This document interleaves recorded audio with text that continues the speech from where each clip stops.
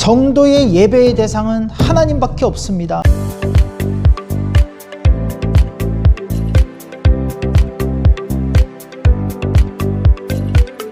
안녕하십니까, 조목사입니다. 오늘부터 하이델베르크 요리문답을 통해 10계명을 본격적으로 살펴보도록 하겠습니다. 하이델베르크 요리문답과 성경을 준비하셔서 함께 찾으시면서 보시면 훨씬 좋습니다. 요리문답이 없으신 분들을 위해서 제가 영상 아래 설명란에 하이델베르크 요리문답 오늘 할 분량의 요리문답을 적어 놓도록 하겠습니다. 참고하시길 바랍니다. 우리가 1계명을 살펴볼 텐데 그 전에 10계명을 우리가 더 잘 알기 위해서, 더 잘 배우기 위해서, 또 잘 해석하고 잘 적용하기 위해서 잊지 말아야 될 점이 3가지가 있습니다. 이 3가지를 먼저 말씀드리겠습니다. 첫째는 지난 시간에 말씀드린 대로 10계명은 구원받은 자의 삶을 위해 주신 지침이라는 것이죠. 성도가 성도답게 살도록 하는 명령이자 약속입니다. 그러니까 절대 성도에게 무거운 짐을 지우거나 부담을 주려고 하나님께서 주신 명령이 아니라는 것이죠. 10계명은 구약이라서, 율법이라서 지키지 않아도 된다? 아닙니다. 이 10계명은 지금도 구원받은 성도인 우리에게, 모든 하나님의 백성에게 유효한 것입니다. 성도의 전 삶이 하나님을 예배하는 예배자의 삶이 되도록 그렇게 가르치고 만들어가는 것이 이 10계명이라는 점, 그것을 반드시 기억하시길 바랍니다. 두 번째는 10계명은 오직 하나님을 사랑하게 만드는 명령이요 지침이라는 점입니다. 흔히 이 10계명을 하나님 사랑, 이웃 사랑 이렇게 두 부분으로 나눕니다. 맞습니다. 그렇게 이해하셔도 됩니다. 하지만 조금 더 정확하게 말씀드리면 1에서 4계명까지는 하나님을 직접적으로 사랑하는, 하나님을 직접 예배하는 명령, 지침이고 5번째부터 10번째까지의 계명들은 하나님을 간접적으로 사랑하고 간접적으로 예배하는 그런 계명이다 라고 할 수 있습니다. 그러니까 어쨌든 10가지 계명 모두가 다 하나님을 사랑하는, 예배하는 삶을 위한 지침이라는 뜻입니다. 이 10계명을 해석하고 적용할 때 잊지 말아야 될 점 마지막 3번째, 10계명은 하라 라는 명령과 하지 마라 라는 명령으로 구성되어 있다는 것입니다. 그러니까 하라라는 명령이 몇 개 있고 하지 말라는 명령이 몇 개 있고 이게 아니라 어떤 명령은 하라라고만 되어 있고 어떤 명령은 하지 말라라고만 되어 있습니다. 그렇지만 무엇을 하지 말라라고 되어 있어도 반드시 하라라는 적극적인 의미까지 함께 가르친다는 것을 기억하셔야 합니다. 10계명은 어떤 한 부분으로 전체를 설명하는 제유법으로 기록되어 있습니다. 마태복음 5장에서 예수님이 살인하지 말라 이렇게 말씀하셨는데 살인하는 그 행동뿐만 아니라 마음에서부터 이웃을 미워하고 분노하며 욕하는 것까지도 같이 설명하셨죠. 이처럼 눈에 보이지 않는 다른 것까지 다 이렇게 포함해서 예수님께서 해석하셨기에 우리도 이렇게 해석할 수 있는 겁니다. 그러니 기록된 것들을 통해서 이 기록된 법이 말하는 이 전체를 생각해야 한다는 것이죠. 그래서 10계명은 하지 말라라는 명령을 통해 하라라는 것도 가르치고 하라라는 명령을 통해서 하지 말라라는 것도 함께 가르친다는 점 잘 기억하시기 바랍니다. 이제 1계명부터 살펴보도록 하겠습니다. 1계명의 핵심은 뭘까요? 우선 출애굽기 20장 3절을 보시면은 이렇게 되어 있습니다. 너는 나 외에는 다른 신들을 내게 두지 말라. 결론부터 말씀드리면 이 1계명의 핵심은 성도의 예배의 대상을 가르치는 겁니다. 성도의 예배의 대상, 성도의 감사와 사랑의 주인은 누구신가? 이 질문에 대해서 요리문답을 통해 성도의 예배의 대상은 하나님밖에 없습니다. 성도의 감사와 사랑의 주인은 하나님이십니다. 라는 답을 하도록 이 요리문답이 우리에게 가르치고 지도하고 있습니다. 서두에서 10계명은 하나님의 구원을, 은혜의 구원을 받은 자가 그 구원에 감사하는 예배자의 삶을 살도록 하기 위한 명령이자 약속이자 지침이 십계명이라고 말씀드렸습니다. 그러니 예배자로 살기 위해 먼저 해야 되는 일이 무엇일까요? 내가 누구를 예배하는지를 알아야 하지 않겠습니까? 나의 예배의 대상이 누군지를 알아야 예배할 수 있지 않겠습니까? 그래서 이 1계명에서 하나님께서는 가장 먼저 네가 예배해야 될 예배의 대상이 누구냐?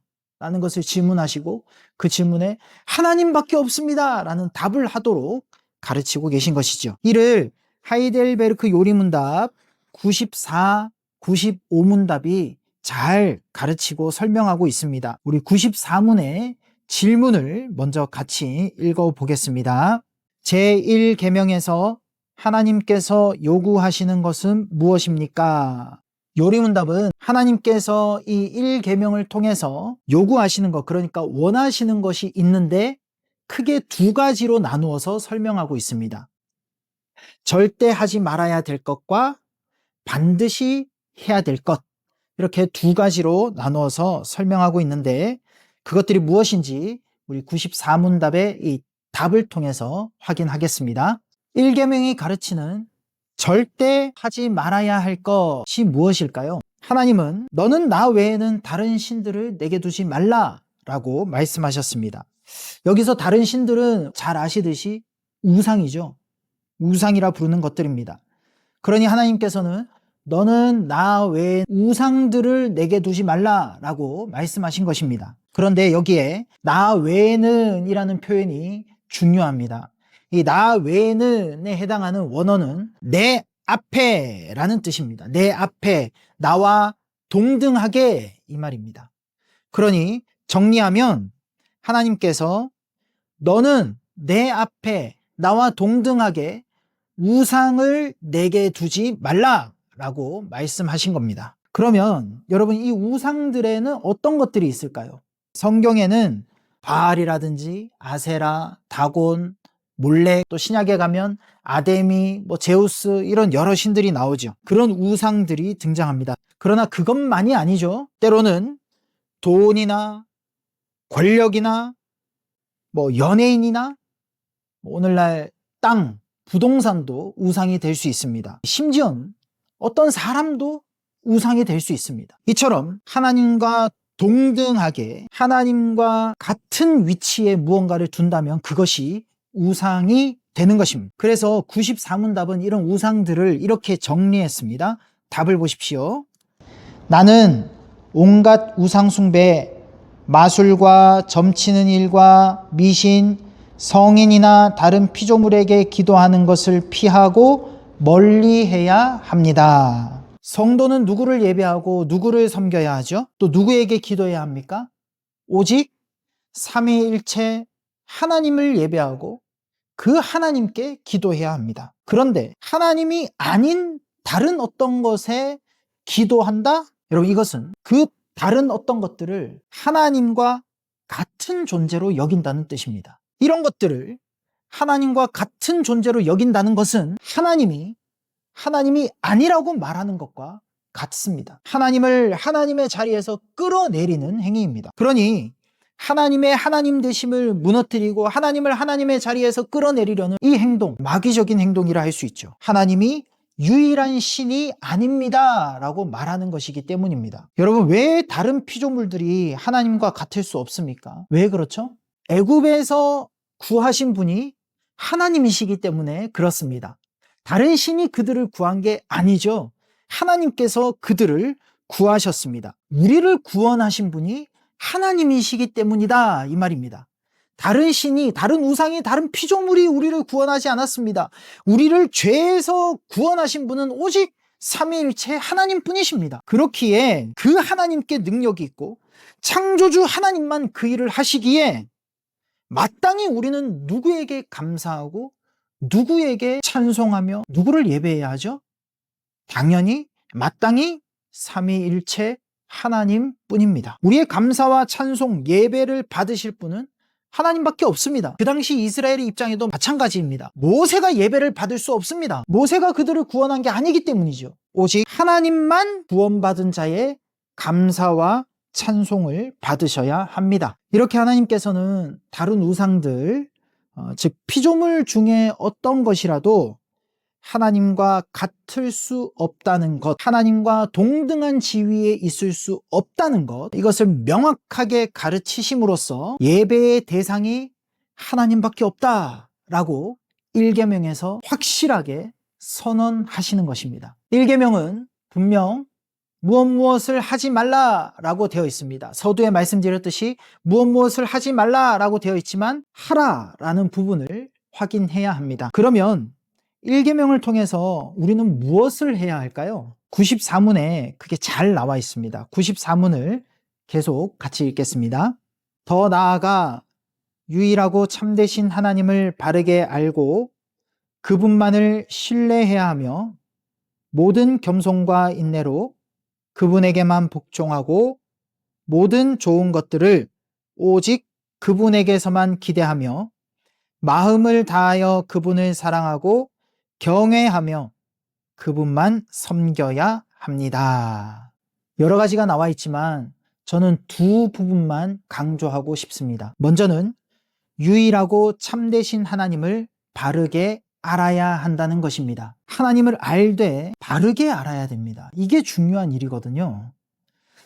여러분, 하나님을 어떻게 알 수 있죠? 하나님이 어떤 분이신지, 하나님이 누구신지, 무슨 일을 하셨는지, 이거를 어떻게 우리가 어디에서 알 수 있습니까? 오직 성경에서 알 수 있습니다. 오직 성경을 통해서만 하나님이 누구신지, 하나님이 어떤 분이신지, 무슨 일을 하셨는지, 또 어떤 일을 하실지 우리는 오직 성경을 통해서만 알 수 있습니다.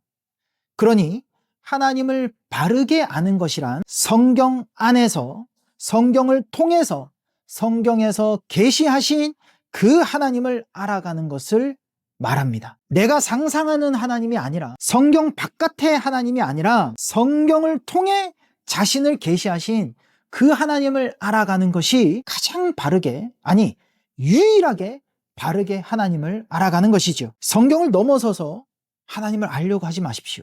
성경 바깥에서 하나님을 알려고 하지 마십시오. 그건 위험합니다. 성경 안에서 하나님을 알아가는 것, 그것이 유일하고 참되신 하나님을 바르게 아는 것이며, 이를 통해서 우리는 예배의 대상이 하나님밖에 없다라는 사실을 명확히 알 수 있는 것입니다. 1계명을 통해서 적극적으로 해야 할 것 중 강조하고 싶은 두 번째는 모든 좋은 것들을 오직 그분에게서만, 하나님에게서만 기대해야 한다는 점입니다.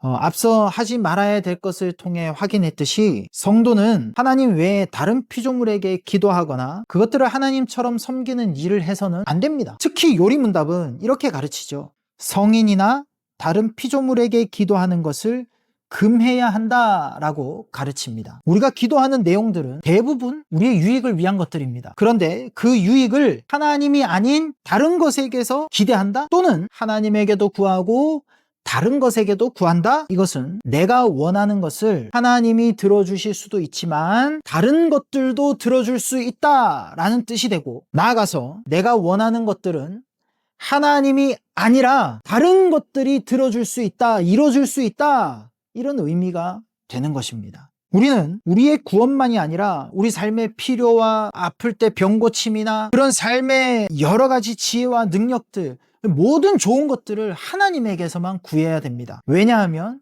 하나님이 우리를 구원하셨기 때문입니다. 다른 말로 하면 하나님이 우리를 책임지시고 필요를 채워주시고 우리의 생명을 보존하시기 때문입니다. 다른 우상들이 하나님보다 능력이 없어서 우리가 다른 우상들에게 구하지 않는 게 아닙니다. 그 다른 우상들이라 하는 것들은 자기 자신도 구원하지 못하는 헛된 것이요 죽은 것입니다. 그러니 94문의 마지막 부분에 나와 있듯이 지극히 작은 일이라도 그 지극히 작은 부분에도 우리는 하나님께 구해야 되고 하나님의 뜻을 쫓아야 합니다. 지극히 작은 일, 그러니까 사소한 부분일지라도 이 말이에요. 사소한 부분일지라도 바로 그 사소한 부분에서 예배자의 삶을 살아야 되는 것이죠. 그 사소한 부분에서 하나님이 나의 생명의 주인이시고 하나님이 나에게 모든 좋은 것을 주신다라고 고백해야 한다는 것입니다. 아니, 그렇게 하라고 명령하시고 그렇게 하도록 하나님께서 일하겠다고 약속하신 것이죠. 여러분, 구원받은 성도의 삶에는 예배가 아닌 부분이 없습니다. 이 부분은 예배의 부분이고 이 부분은 아니야, 그러니까 이런 부분은 사소하니까 내가 어떻게 해도 돼, 이런 부분이 없다는 거예요. 모든 부분이 예배자의 삶이 되어야 하는 것입니다. 특히 우리는 이 지극히 작은 일을 간과해서는 안 됩니다. 이 부분은 오늘날 우리 중고생들에게, 어쩌면 청년들에게, 어쩌면 우리 어른들에게 굉장히 중요한 부분입니다. 1계명에 해당하는 부분이 아니기 때문에 괜찮아 라고 생각하면서 놓치고 있는 사소한 부분이 어떤 게 있을까요?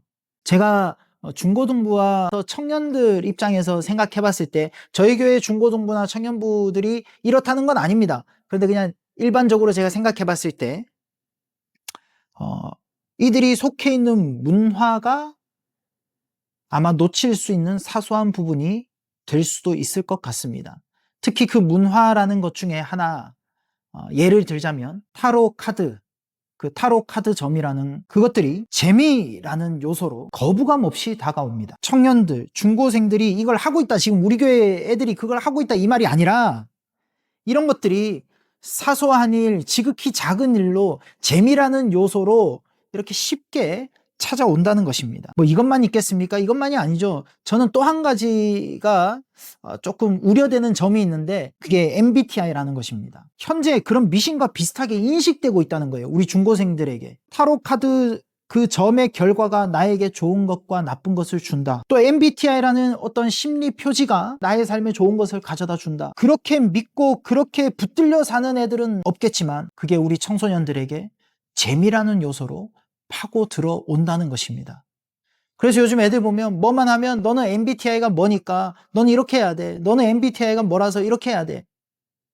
우리는 하나님이 만드신 사람들이요, 하나님이 우리를 인도해 가시는 그 하나님의 선한 인도하심을 믿는 자들인데 마치 MBTI가 우리의 삶을 규정해 놓은 것처럼 그렇게 살고 있지 않습니까? 그 MBTI 안에서 우리 친구들이 뭔가 좋은 것을 얻어보려고 하는 건 아닐까요?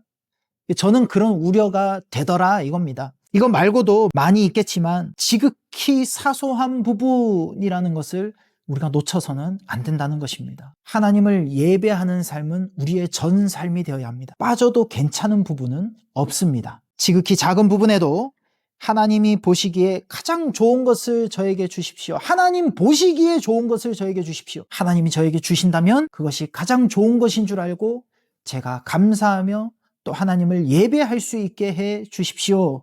이렇게 기도하면서 고백하는 그런 성도가 되시기를 바랍니다. 그런데 95문도 1계명을 설명하고 있는 중요한 문답입니다. 95문답은 1계명과 2계명의 차이를 먼저 가르치고 있습니다.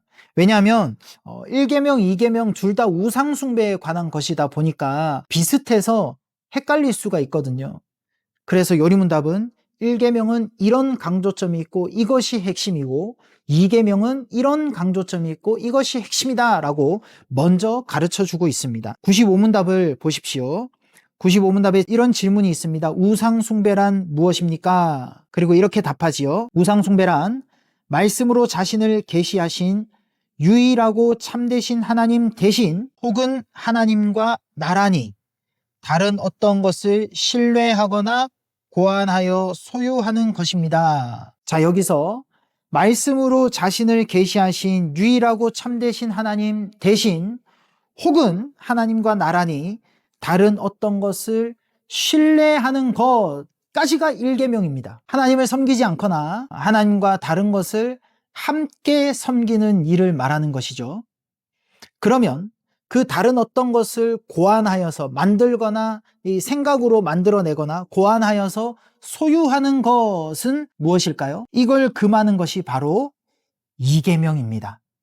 즉 1계명은 하나님 외에 또는 하나님과 함께 다른 어떤 것들을 예배하는 일을 금하는 명령이고 2계명은 하나님을 어떤 피조물로 표현하는 것, 만들어내는 것을 금하는 것입니다. 이 95문답은 1계명과 2계명의 강조점, 핵심이 이런 차이가 있다라는 것을 밝히면서 94문답에서 96문답으로 넘어가는 다리 역할을 하고 있는 것입니다. 하나님을 형상으로 만들어 섬기는 것에 대한 이 2계명에 대해서는 우리가 다음 주에 나누도록 하겠습니다. 이렇게 1계명에 대해서 간략하게 설명드렸습니다. 1계명이 가르치는 그 내용 94문답을 요약해 보겠습니다.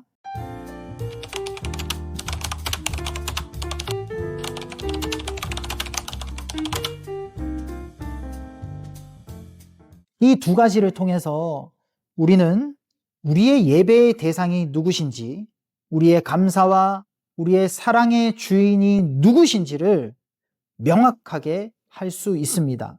우리의 예배의 대상은 누구십니까? 오직 삼위일체 하나님뿐이십니다. 우리의 감사와 우리의 사랑의 주인은 누구십니까? 오직 하나님뿐이십니다. 이 1계명의 핵심을 놓치지 마시고 하지 말아야 될 것, 또 반드시 해야 될 것을 잘 기억하셔서 전 삶이 예배자의 삶이 되는 그런 우리 선생님들 되시기를 바랍니다. 10계명은 구원받은 자가 구원받은 자로 살게 하는 하나님의 명령이자 약속입니다. 그렇게 살게 해 주시겠다는 것이죠.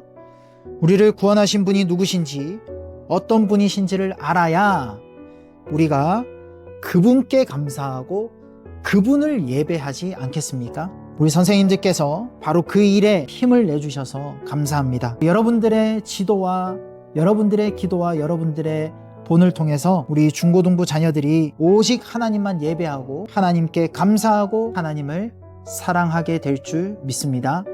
다음 시간에 우리 2계명 예배의 방법 오직 성경이라는 2계명 강의로 만나도록 하겠습니다. 감사합니다.